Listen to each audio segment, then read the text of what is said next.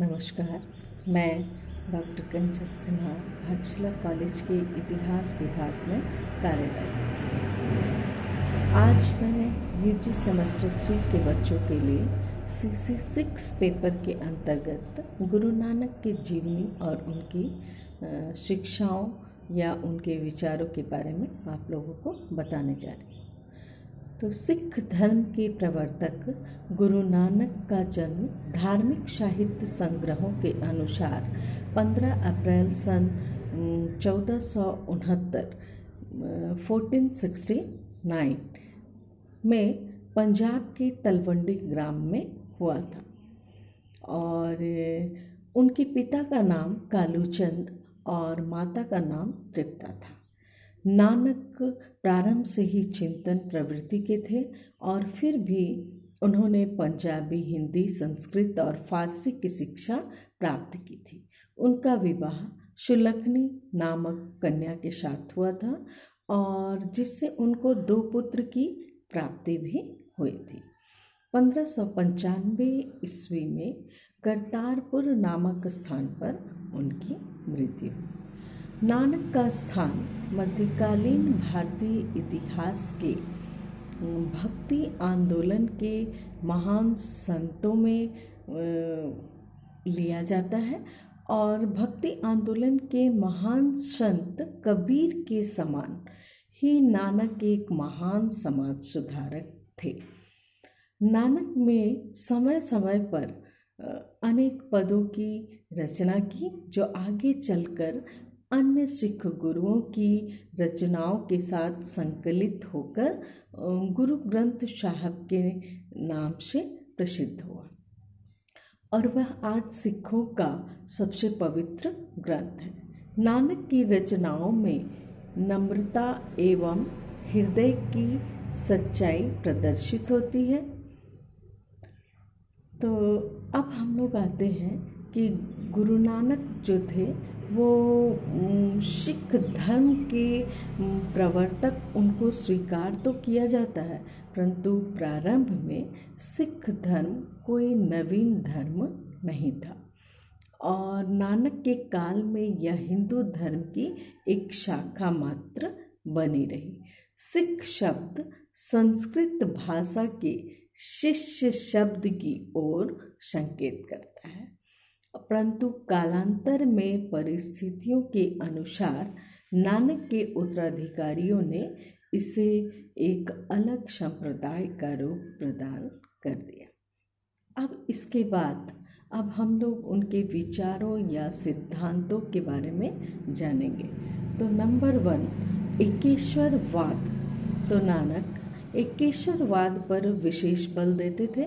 उनका लक्ष्य एकेश्वरवाद की मान्यता के आधार पर हिंदू धर्म के सुधार करना और हिंदू और मुसलमानों के बीच मैत्रीपूर्ण संबंध को स्थापित करना था। उन्होंने कबीर की भांति जाति प्रथा, पंडितों और मुल्लाओं की प्रमुखता, धार्मिक आडंबर, उपवास, तीर्थ यात्राओं इत्यादि का विरोध किया और बिना किसी जाति भेदभाव के सबों को अपना शिष्य बनाया। नेक्स्ट है मूर्ति पूजा के निरर्थक मानना। तो उनका मानना था कि बाह्य साधनों के से ईश्वर को प्राप्त नहीं किया जा सकता। आंतरिक साधना ही मोक्ष प्राप्ति का मार्ग है और गुरु की कृपा और शुभ कर्म और सदाचार ही इस साधना के प्रमुख अंग है। हृदय की शुद्धता ईश्वर प्राप्ति के लिए उपयुक्त मार्ग है और उनके अनुसार ईश्वर का कोई निश्चित स्वरूप जो है ठहराया नहीं जा सकता है। उनके अनुसार ईश्वर के स्वरूप के बारे में लाखों बार चिंतन मनन करने के बाद भी उनके स्वरूप का निर्धारण करना जो है वो संभव नहीं है। तो उन्हीं के शब्दों में सोची सोची ना हो वही जो सोची लख बार। तो इस प्रकार वो कहते थे कि मूर्ति पूजा या बाह्य आडंबर से हम ईश्वर को नहीं प्राप्त कर सकते हैं। हम आंतरिक साधना से ही मोक्ष को प्राप्त कर सकते हैं। नेक्स्ट है ईश्वर पर आस्था। तो ईश्वर की आस्था पर भी उनका दृढ़ विश्वास था और परमात्मा के नाम का स्मरण को ही उन्होंने मोक्ष प्राप्ति का साधन बताया है। यही कारण है कि सिख धर्म में नाम शब्द को उन्होंने अधिक महत्व दिया और नाम सुमिरन को विशिष्ट स्थान उन्होंने दिया। उनके अनुसार लोगों में जो अहं भाव है वो भाव का नाश होता है ईश्वर की आराधना, ईश्वर का नाम लेने से। नेक्स्ट आता है कर्म पुनर्जन्म। तो नानक का कहना था कि मोक्ष अर्थात आवागमन की चक्र से छुटकारा प्राप्त करने के लिए नैतिकता, नम्रता, सत्यदान और दया को अपनाना चाहिए। बार बार ईश्वर का नाम लेकर सुकर्म करके व्यक्ति अपने पूर्व कर्म फलों के प्रभाव से मुक्ति पा सकता है। नेक्स्ट है मन की शुद्धता।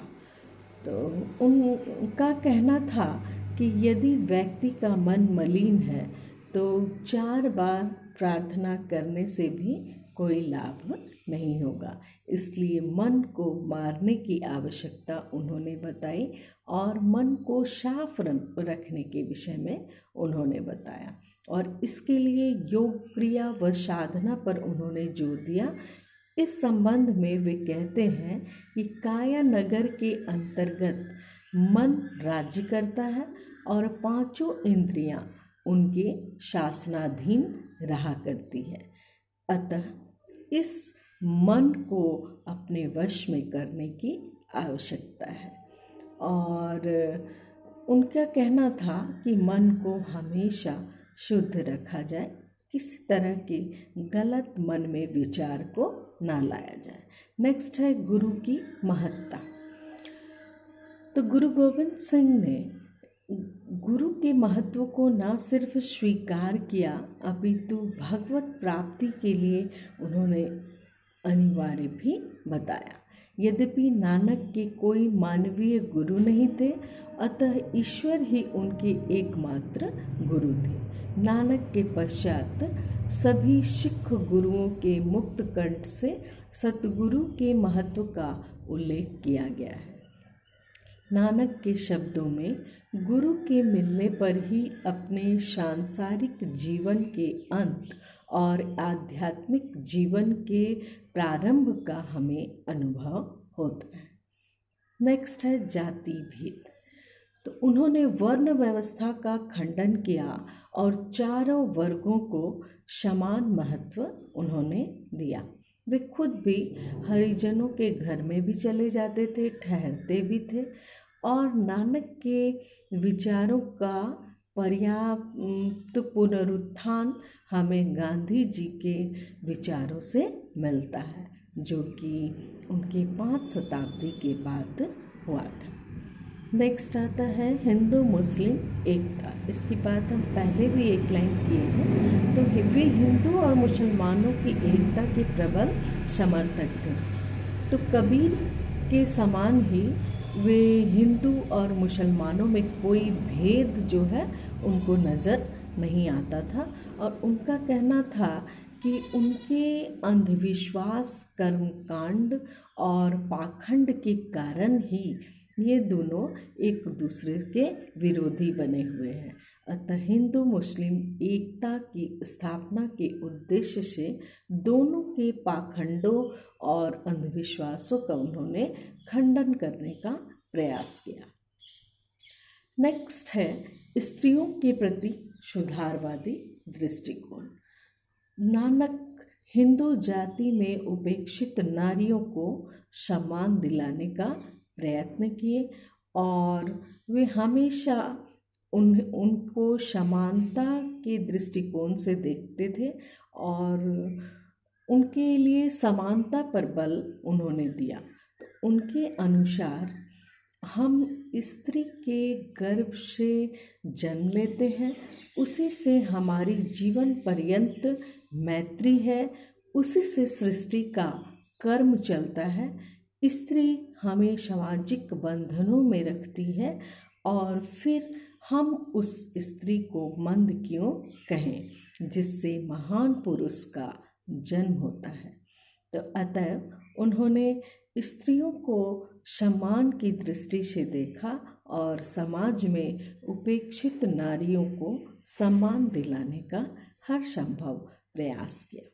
तो इस प्रकार हम देखते हैं कि नानक पाखंडों, अंधविश्वासों के खंडन इत्यादि पर जोर दिए। आपसी प्रेम, सद्भावना, दयालुता, सदाचार और प्रार्थना और ईश्वर भक्ति पर जोर देते हुए विरोध की खाई को पलटने का हर संभव प्रयत्न किए तथा भारत के उस समय की विषाक्त वातावरण को दूर करने एवं धर्म और समाज को सुधारने का प्रयास किए।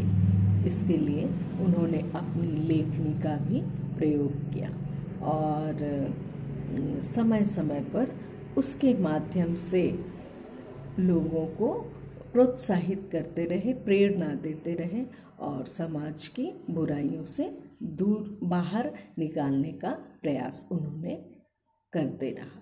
Thank you.